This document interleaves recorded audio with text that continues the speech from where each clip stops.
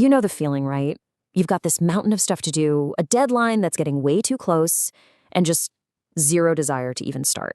We always tell ourselves, oh, I'll get to it when I feel like it, waiting for that magic burst of motivation.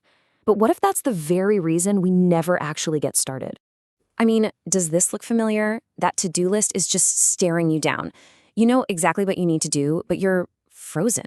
You're just waiting for that jolt of inspiration, that wave of energy to hit, but the clock keeps ticking, and the only thing that's growing is that awful feeling of being completely and utterly stuck.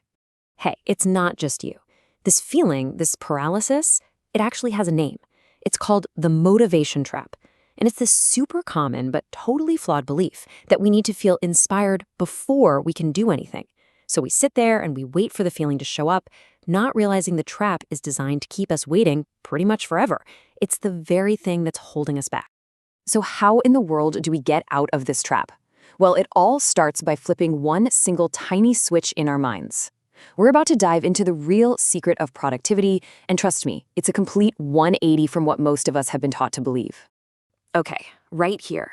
This is where it all changes.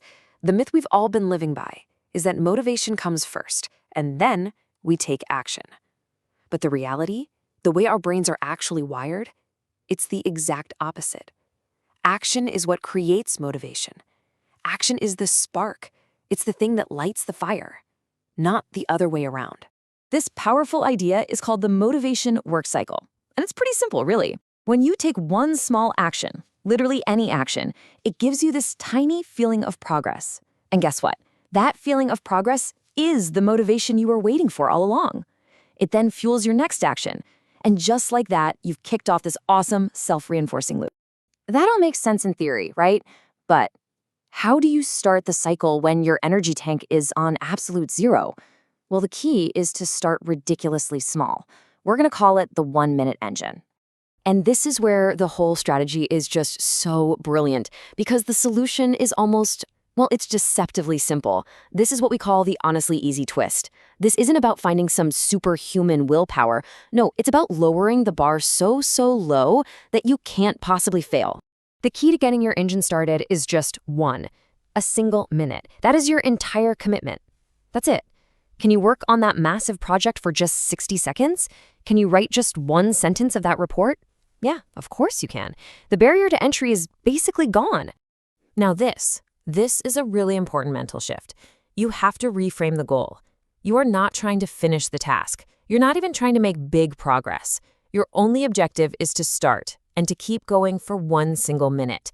That action, all by itself, is the win. So let's see how this really plays out. First, you just start for 1 minute. That's step 1. Then, step 2, you instantly get this little hit of progress and control, like, hey, I actually did something. Step 3, that feeling sparks real, actual motivation. And finally, step 4, you can use that little bit of momentum to keep going, even if it's just for another minute. And when you start repeating this 1-minute rule, something really amazing starts to happen. You begin to build what's called a momentum flywheel. And this is what changes productivity from being some unreliable feeling you have to wait around for into a reliable system that you actually control. You start to realize that being productive isn't like getting struck by lightning. It's not some random event that only happens on good days. And it's definitely not a personality trait that you either have or you don't. It's just a process. It's a flywheel that you yourself build and set in motion. Every 1-minute start is another push on that wheel. And yeah, at first, those pushes take a little effort and the wheel turns kind of slowly. But with every single push, it picks up its own momentum, making it easier and easier to keep it spinning. You're the one in control here. So, the only real question left is this. Forget about the whole to-do list for a second. Forget the mountain of work. Just think about the very next 60 seconds. What's your first push going to be?